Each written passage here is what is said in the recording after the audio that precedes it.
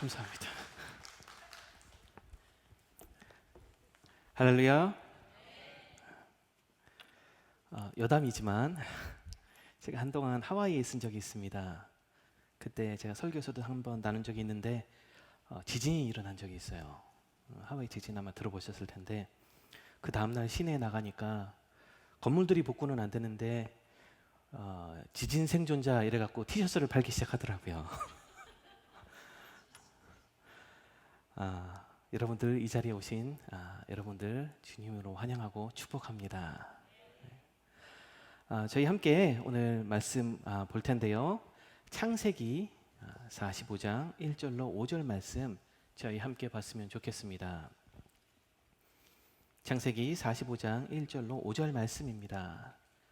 저희 찾으신 줄 알고 함께 교독하도록 하겠습니다. 제가 먼저 봉독하도록 하겠습니다.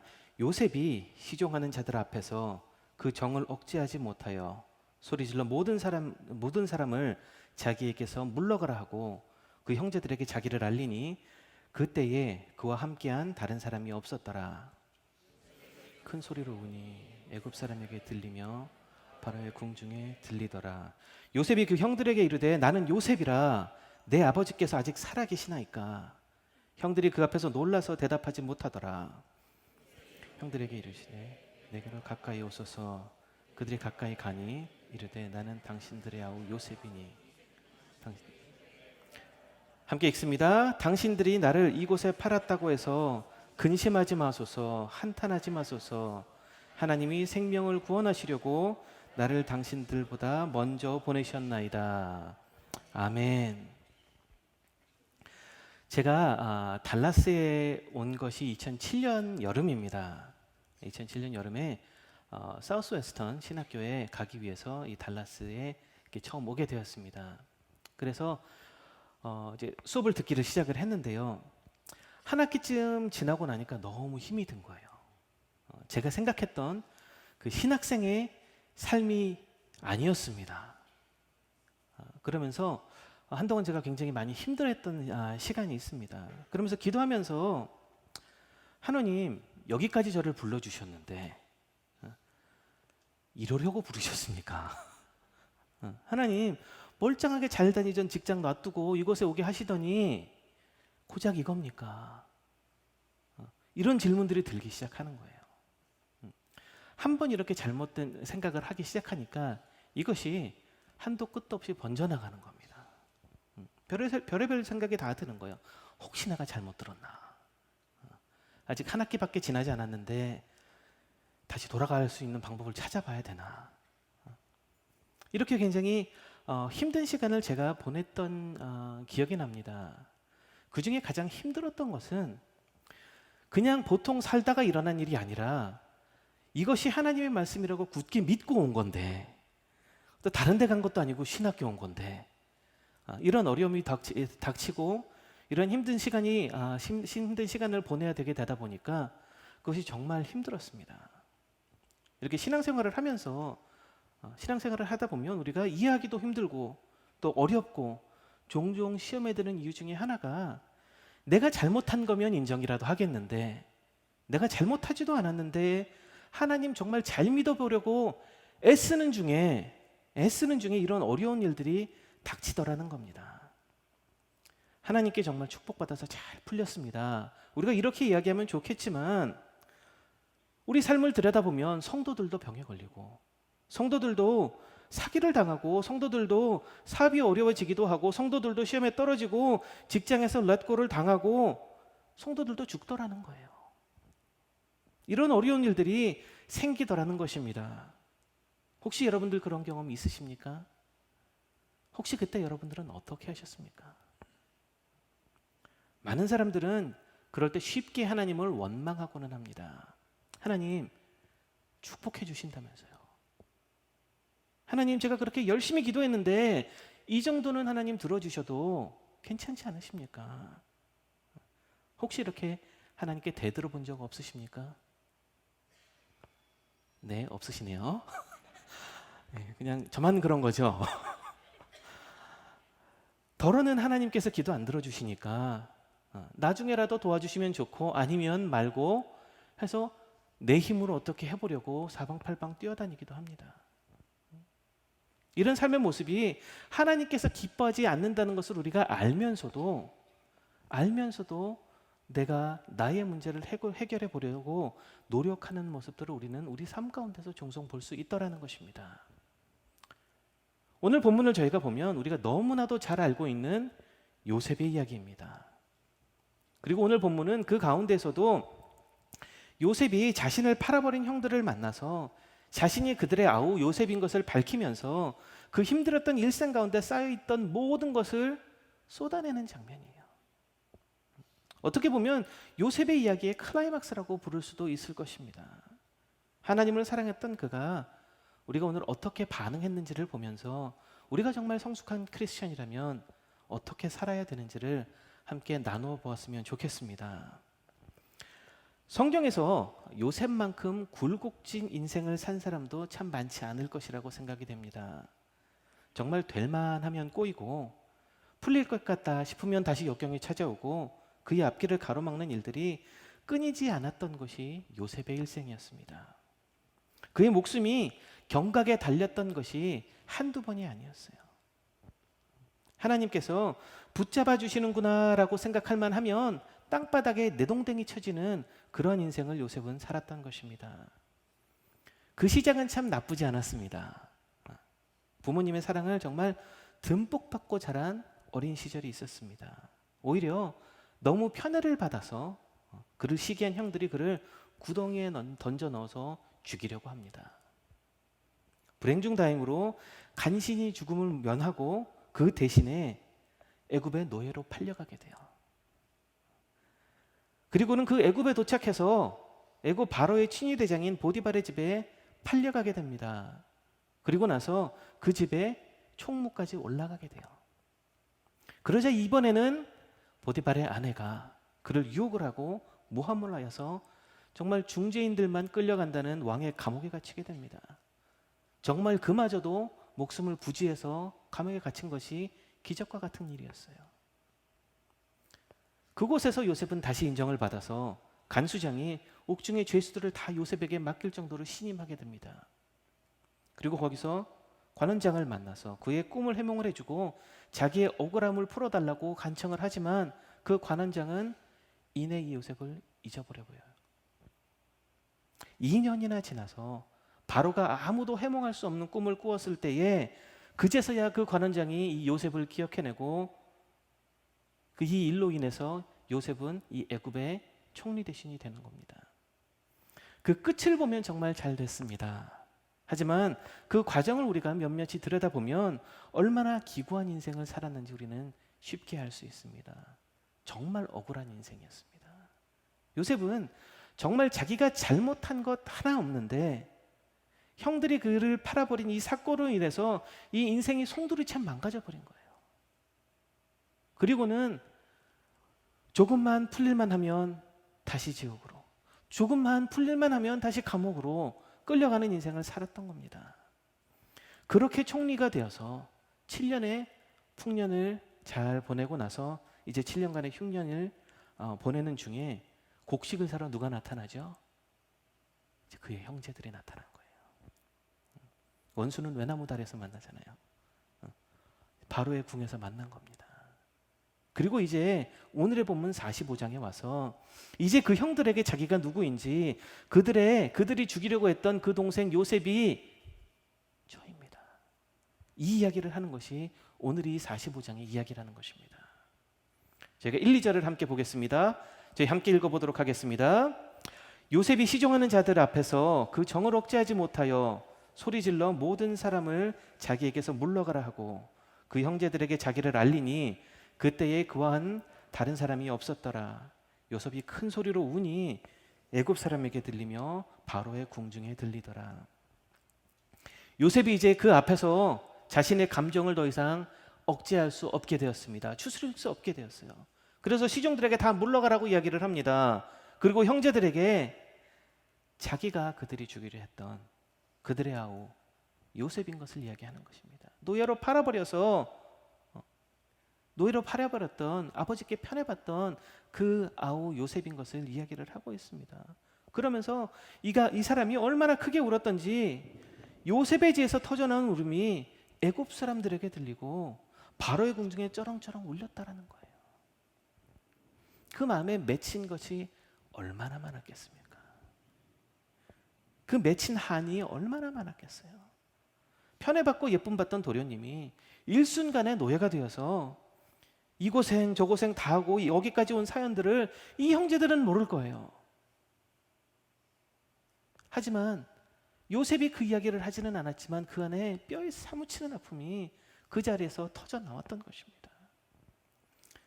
그 지난 모든 시간 동안 물론 반짝반짝 좋은 시간도 있었겠지만 지금 이 앞에 서 있는 형제들이 그를 팔아치우지 않았더라면 자기는 이러한 모든 힘든 시간 하나도 겪지 아니하고 아버지께 어머니께 이쁨 받으면서 자랄 수 있었더라는 겁니다. 그런데 이 고생하면서 이 형들을 이 자리에서 마주하고 나니까 그 울음이 터져 나왔던 거예요. 그러면서 3절 4절을 통해서 그가 누구인지 다시 한번 그 형님들에게 이야기를 합니다. 함께 읽어보도록 하겠습니다. 요셉이 그 형들에게 이르되 나는 요셉이라 내 아버지께서 아직 살아계시나이까. 형들이 그 앞에서 놀라서 대답하지 못하더라. 요셉이 형들에게 이르되 내게로 가까이 오소서. 그들이 가까이 가니 이르되 나는 당신들의 아우 요셉이니 당신들이 애굽의 판자라. 이 형들은 얼마나 놀랐겠어요. 이 형들은 얼마나 놀랐겠어요. 아마 심장이 멎는 줄 알았을 겁니다. 이제 우리가 여기서 이렇게 죽는구나. 이 생각이 뇌를 스치고 지나갔을 거예요. 아니면은 정말 아무 생각이 안 났을 수도 있어요. 이건 뭐지? 이러고 얼음했을 수도 있는 거예요. 정말 머리가 하얘져서 내가 저질렀던 일이 이렇게 내게 돌아오는구나. 우리는 이제 다 죽었구나. 이 체념과 절망의 기운이 그들을 휘감았을 것입니다. 그리고 그들은 지금 하필 요셉의 집에 와 있어요. 도망도 갈 수가 없는 상황이에요. 자기들에 의해서 노예로 팔려가서 무슨 일을 겪었을지는 모르지만 이제 이들의 생사 여부를 결정할 수 있는 애굽이라는 대국의 총리가 된 동생 요셉과 질투와 시기에 눈이 멀어서 자기의 동생을 노예로 팔아버리고 이제는 먹을 것이 없어서 양식을 구걸하러 온 자기들의 애굽의 총리가 되어서 마주보고 있는 동생이 마주보고 있는 상황이 된 겁니다. 이 팽배한 긴장감 속에서 할 말도 많고 질문도 많을 요셉이 이렇게 이야기를 합니다. 저희 함께 5절 읽어보도록 하겠습니다. 당신들이 나를 이곳에 팔았다고 해서 근심하지 마소서. 한탄하지 마소서. 하나님이 생명을 구원하시려고 나를 당신들보다 먼저 보내셨나이다. 아멘. 우리가 이 짧은 5절에서 요셉의 마음을 들여다볼 수 있습니다. 첫 번째로 이 요셉은 그 형들을 용서했어요. 당신들이 이곳에 나를 팔았다고 해서 근심하지 마소서. 한탄하지 마소서. 요셉은 자신의 형들이 지금 이 상황에서 어떻게 생각하고 있을지 정말 정확하게 알고 있었어요.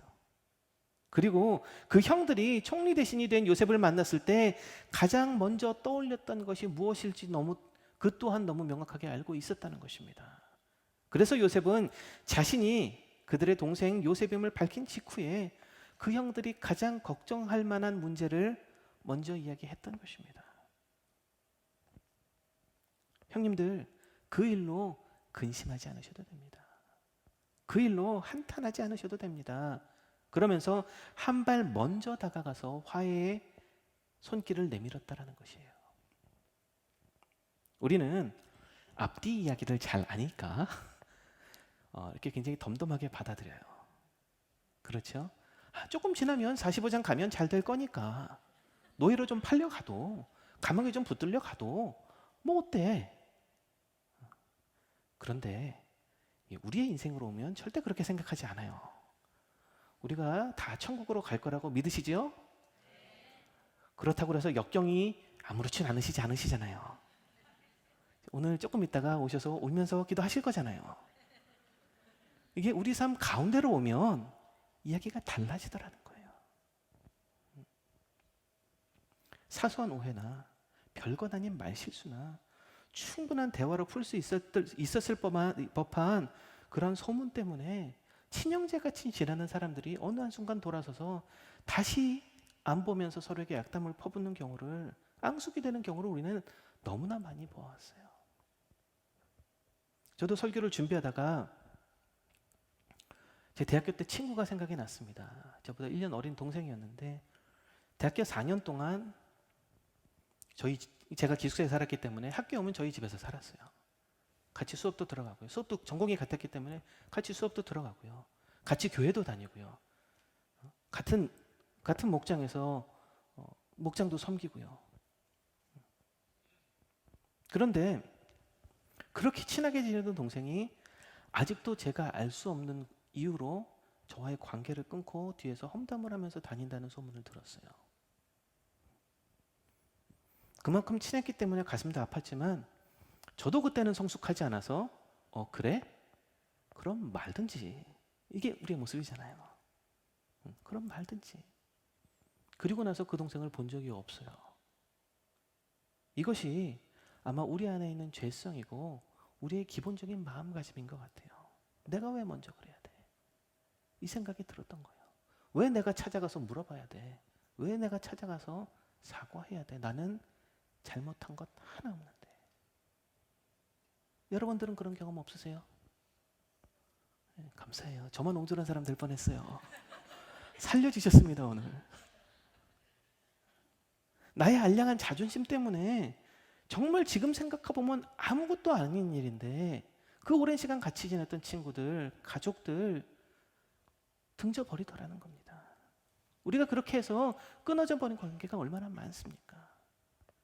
요셉은 이때에 형들을 보면서 오냐 올 것이 왔구나.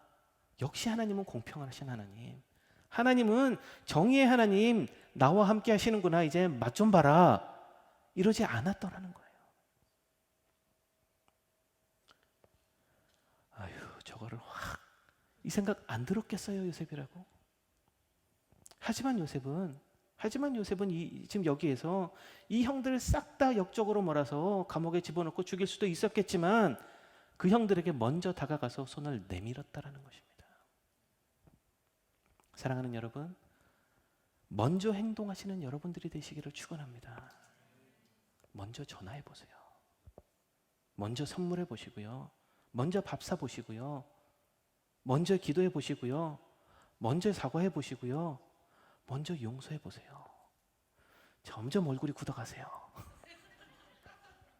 그런데 우리가 처음에 내 마음속에 자존심에 조금 불편할 수 있겠지만 우리가 먼저 한 걸음 다가갈 때에 하나님께서 부어주시는 은혜가 있더라는 겁니다. 그 화합이 있는 거고 하나됨이 있더라는 거예요. 제가 이렇게 설교를 하면 분명히 이렇게 생각하시는 분들이 계실 겁니다. 목사님, 요셉이나 되니까 그렇게 할 수 있었던 거지 저는 보통 사람이에요. 그래서 그게 쉽지가 않아요. 밤에 자다가도 그 사람 이름만 생각이 나면 벌떡벌떡 일어나서 물을 2컵씩 마시고 자야 돼요. 화병이 생기는데 그게 쉽지 않아요. 맞아요. 쉽지 않아요. 요셉이 그 형들을 보면서 무엇이 가장 먼저 생각이 났을까 생각을 해봤는데요. 그 구덩이였을 거예요. 그래서 오늘 이 이야기에서 구덩이 얘기가 제일 먼저 나온 거예요. 구덩이 밑에 빠져서 위를 올려다보면서 형님들 제발 구해주세요. 제가 잘못했어요. 밑에 있는데 위에서 형님들이 저 아이를 죽여야 되나 팔아야 되나 서로 이야기하는 것이 들립니다. 그 형들의 대화가 잊혀지지 않았을 거예요. 겨우 그 구덩이에서 꺼내주길래 이제는 살았구나 하고 나와 봤더니만 상인들이 와 있어요. 묶여서 끌려가는 거예요. 돈을 받아서 미련 없이 돌아가는 형들의 뒷모습을 보면서 얼마나 울었겠습니까? 그 형님들을 이제 마주쳤는데 분노가 안 치밀어 올라왔겠어요. 우리는 다들 인간이기 때문에 우리 힘으로는 할 수 없습니다. 어쩌면은 나는 할 수 없어라고 이야기하는 게 정답이에요. 그게 정직한 답인 것 같아요. 그런데 요셉은 어떻게 형들을 용서를 했습니까? 우리 5절 후반부를 같이 보기 원합니다. 하나님이 생명을 구원하시려고 나를 당신들보다 먼저 보내셨나이다. 요셉은 자기의 감정에서, 그 울음 터지는 자기의 감정에서 이 주제를 어디로 바꾸는 거예요? 하나님의 관점으로 바꾸는 거예요. 하나님께서 하셨습니다. 이 이야기를 하고 있는 겁니다. 그가 화를 안 내는 이유는 왜 그런 거예요? 이 모든 일을 형들이 나 잃어서 나 죽이려고 한 것이 아니라 하나님께서 하셨습니다. 이 이야기를 하고 싶었던 거예요. 요셉은 하나님 나라의 역사하심의 관점에서 이 모든 것을 꿰뚫어 보기 시작한 것입니다. 하나님의 경륜을 보고 있었기 때문에 용서가 안 될 일들이 용서가 되기 시작했던 거예요. 이 모든 일들이 하나님의 계획 안에 있었던 것임을 알았기 때문에 요셉은 하나님 나라를 사는 백성으로 살고 있었던 것입니다. 요셉의 일생을 우리가 잠시 저희가 들여다보기 원합니다. 그는 항상 그 삶 가운데 하나님을 경외하고 하나님과 동행하는 삶을 살았던 것을 그의 삶 구석구석에서 우리가 발견해 볼 수가 있습니다. 하나님을 그의 중심에 두고 하나님이 주어된 삶을 요셉은 살았던 것입니다. 이제 함께 몇 구절 보도록 하겠습니다. 창세기 39장 2절을 보면 그가 보디발의 집에 팔려갔을 때에 여호와께서 요셉과 함께 하셨다고 이야기를 하고 있습니다. 제가 읽어드립니다. 39장 2절의 말씀입니다. 여호와께서 요셉과 함께 하심으로 그가 형통한 자가 되어 그의 주인 애굽 사람 집에 있으니. 그리고 그것을 본 주인이 그것을 보고 요셉을 그 가정의 총무로 세운 것을 볼 수 있습니다. 하나님과 함께 하시던 것을 보았습니다. 보디발의 아내가 요셉을 유혹했을 때도 요셉의 답은 다른 이유가 아니라 자기가 하나님 앞에서 죄를 지을 수 없다는 거였어요. 보디발도 아니었고요, 자기 양심도 아니었고요, 법도 아니었어요. 39장 9절 말씀입니다. 이 집에는 나보다 큰 이가 없으며 주인이 아무것도 내게 금하지 아니하였어도 금한 것은 당신뿐이니 당신은 그의 아내임이라. 그런즉 내가 어찌 이 큰 악을 행하여 누구에게요? 하나님께 죄를 지으리이까. 이 대답을 했기 때문에 요셉은 감옥에 끌려갑니다. 그 감옥에 끌려갔을 때 이 신실한 요셉은 하나님을 원망하지 않고 끝까지 하나님과 동행을 했습니다. 그리고 하나님은 그 요셉과 또 함께 해주셨어요. 39장 21절 말씀입니다. 여호와께서 요셉과 함께 하시고 그에게 인자를 더하사 간수장에게 은혜를 받게 하시매. 더 볼까요? 관원장이 자신의 꿈을 해석할 수 없었을 때 요셉은 하나님 중심의 발언을 하는 것을 볼 수 있습니다. 40장 8절 말씀입니다. 그들이 그에게 이르되 우리가 꿈을 꾸었으나 이를 해석할 자가 없도다. 요셉이 그들에게 이르되 해석은 누구에게 있는 거예요? 하나님께 있지 않냐니까. 나의 지식이 아닌 거예요. 청하건대 내게 이르소서. 똑같이 바로가 해몽할 수 없는 꿈을 꾸었습니다. 그리고 바로가 요셉을 불러서 본인에게 꿈에 대한 이야기를 했을 때에도 바로에게 나가서 내가 잘나서 내가 지혜가 있어서 이 꿈을 해몽할 수 있으니까 나에게 이야기해 보십시오. 이야기하지 않았더라는 거예요. 41장 16절을 보면 이렇게 이야기합니다. 요셉이 바로에게 대답하여 이르되 내가 아니라 하나님께서 바로에게 편안한 대답을 하시리이다. 애굽의 총리가 되어서 이제 남부러울 것이 없는 집 위에 올랐을 때에도 요셉은 자기의 아들들의 이름을 지으면서 하나님께서 하셨습니다라고 고백하는 이름을 짓습니다. 41장 51절 52절을 읽어드리겠습니다. 요셉이 그의 장남의 이름을 므낫사라 하였으니 하나님이 내게 내 모든 권한과 내 아버지의 온 집 일을 잊어버리게 하셨다 하며. 52절 차남의 이름을 에브라임이라 하였으니 누가요? 하나님이 나를 내가 수고한 땅에서 번성하게 하셨다 함이었더라. 요셉의 삶을 보니 요셉은 하나님께서 하셨습니다. 이 고백을 하고 있는 거예요. 이 고백을 하면서 어떠한 어려움이 있든 어떠한 좋은 일이 있든 신실하게 하나님 앞에 하나님의 나라를 위해서 걸어갔더라는 겁니다. 요셉은 자기의 일생을 하나님께서 하시는 일들을 실현해내는 통로로서의 삶을 살았던 거예요. 하나님께 모든 것을 맡기고 그 뜻에 따라 하나님의 뜻을 이루기 위해서 살았던 것입니다. 그렇기에 하나님께서 그 인생을 역사하실 수 있었던 거예요. 그 인생을 들어서 쓰실 수 있었던 거예요. 그랬기에 요셉의 입장에서는 하나님의 인도하심, 하나님의 계획하심에 따라서 철저하게 살아낼 수 있었던 것입니다. 그래서 요셉에게는 어떤 일이 일어나도 감사할 수 있었던 거예요. 어떤 일이 일어나도 하나님을 따를 수 있었던 것입니다. 그리고 하나님께서 하셨기 때문에 그의 삶 가운데는 무엇이 일어나요? 구원의 역사가 일어나는 거예요. 쉽게 이야기하면 요셉은 어떤 일이 일어나도 하나님이 하신다는 것을 믿고 따랐던 사람이었다는 겁니다. 그냥 그게 그의 삶 가운데 습관에 배어 있었던 거예요. 하나님의 섭리와 인도하심이 내가 이해가 가지 않을 때가 있습니다. 그럼 있어요. 당연히 있어요. 그때에 우리에게 필요한 것이 무엇이에요? 믿음과 순종이라는 것이에요. 하나님은 여러분을 구원하시기를 원하십니다. 믿으십니까? 우리가 그 믿음이 있어야 하나님을 따를 수 있어요. 하나님은 우리를 부려먹는 분이 아니세요. 하나님은 우리의 헌금이 필요하신 분이 아니시고요. 하나님은 우리의 헌신이 필요하신 분이 아니세요. 그거는 내가 뭔가 아쉬운 사람이 부탁할 때 하는 거예요. 하나님은 완전하시고 완벽하십니다. 뭐가 아쉬워서 우리의 힘을 필요로 하시겠어요? 오히려 그 반대이죠. 오히려 하나님은 우리를 사랑하시고 어떻게 하면 더 좋은 것을 주실까를 고민하시고 궁극적으로 죽어가는 우리들에게 구원을, 영생을 주시고 싶어 하시는 분이신 거예요. 요셉은 그 비밀을 알고 있었어요.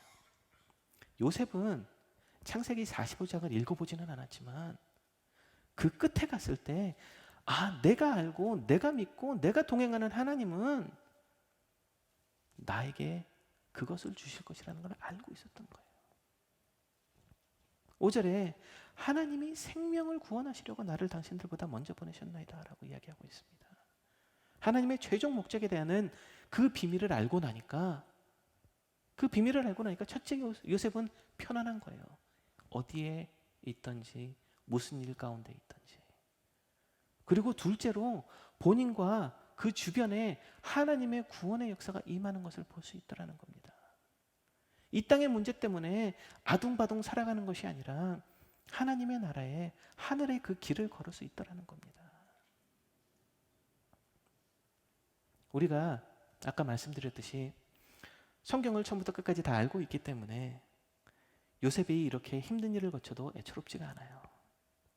왜? 애굽의 총리가 될 거니까.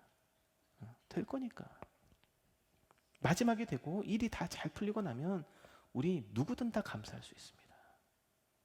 그렇죠? 누구나 다 그 끝에 가서 잘 되고 나면 감사할 수 있어요. 그런데 우리의 그 과정의 어려움 가운데 있을 때에도 감사로 순종할 수 있는 것이 실력이라는 것입니다. 요셉은 앞에 말씀드렸듯이 자기네 삶 한순간 한순간을 주님 앞에 올려드리면서 살았음을 볼 수가 있습니다. 노예일 때도 그랬고요. 어느 집안의 총무일 때도 그랬고요. 죄수일 때도 그랬고요. 애굽의 총리일 때도 그랬어요. 그는 하나님 중심의 삶을 살았습니다. 물론 그도 하나님께서 왜 나를 이곳에 보내셨을까? 왜 이런 시련을 내게 자꾸 주시는지 생각 안 해봤겠어요? 당연히 해봤을 거예요.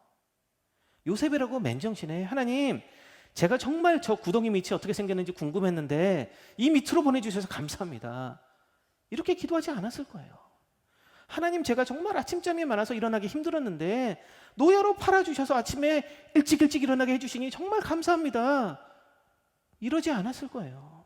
하나님, 제가 감옥의 삶이 어떤지 궁금했는데 이렇게 체험시켜 주셔서 정말 감사합니다. 이러지 않았을 거예요. 그랬으면 이상한 사람이죠. 그거는 그냥 이상한 사람이에요.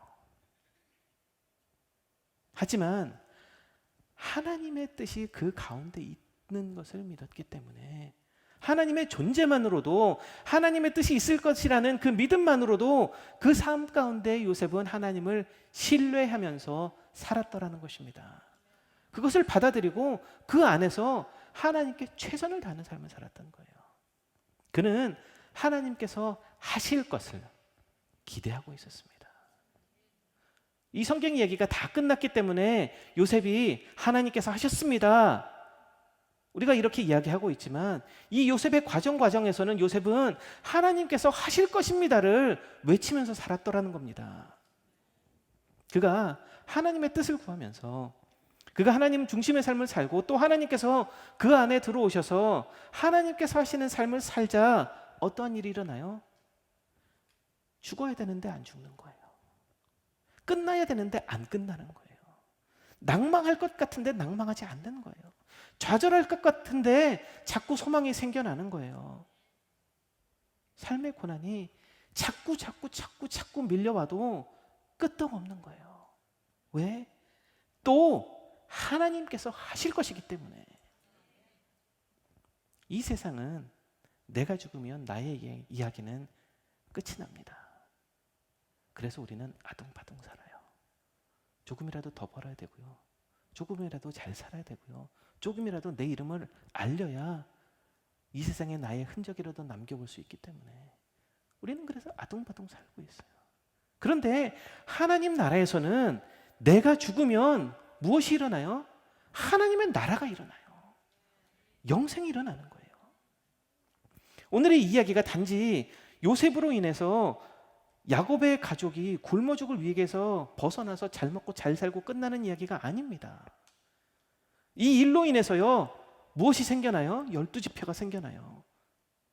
이스라엘 백성들이 일어났고요, 다윗이 태어날 수 있었고요, 예수님께서 이 세상으로 오실 수 있었고요, 그 구원의 역사가 살아난 게 오늘 이 사건에서 시작되는 거예요. 하나님 나라의 관점은 내가 오늘 잘 먹고 잘 살고 죽고 살고의 관점을 훨씬 뛰어넘더라는 것입니다. 그래서 내가 이해가 가지 않을 때 우리는 믿음과 순종이 필요하다는 거예요. 하나님께서 하실 것입니다. 그 기대가 있어야 하는 것이고요, 하나님께서 하셨습니다, 이 고백이 있어야 하는 것입니다. 사랑하는 성도 여러분,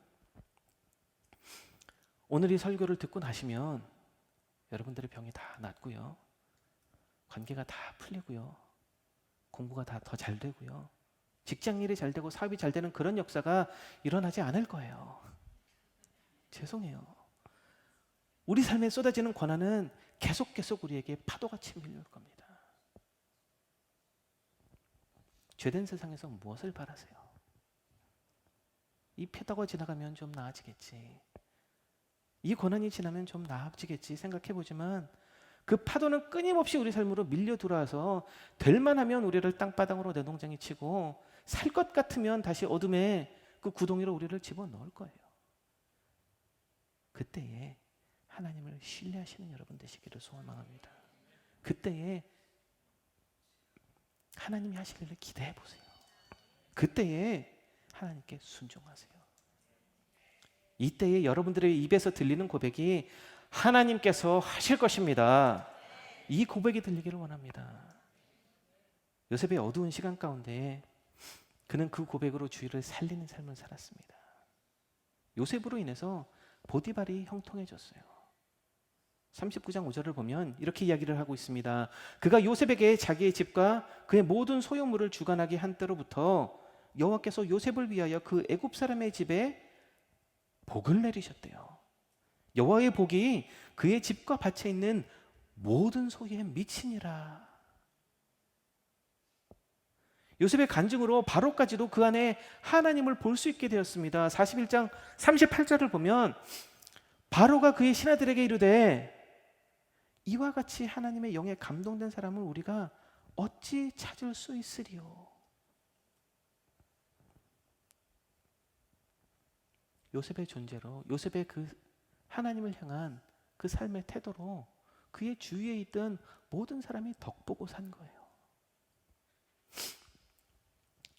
여러분 삶의 고난 중에 있을 때에 고난을 보지 마십시오. 여러분들을 향한 선한 계획을 하나님은 가지고 계십니다. 그것을 믿으시기 바래요. 뭔가 잘 풀릴 때에 성공을 보시고 뭔가 잘 안 풀릴 때 그 고난을 보실 것이 아니라 그 안에 있는 하나님의 여러분을 향한 그 최종적인 뜻을 보시라는 것입니다. 우리에게 생명을 주시기를 원하시는 그 하나님을 신뢰하십시오. 그리고 그분의 손에 우리의 그냥 망가진 삶 맡겨버리세요. 솔직히 어쩔 수 없잖아요. 어쩔 수 없잖아요. 우리가 어떡하겠어요? 방법이 있으세요? 그러면 제가 자리를 비켜드릴게요.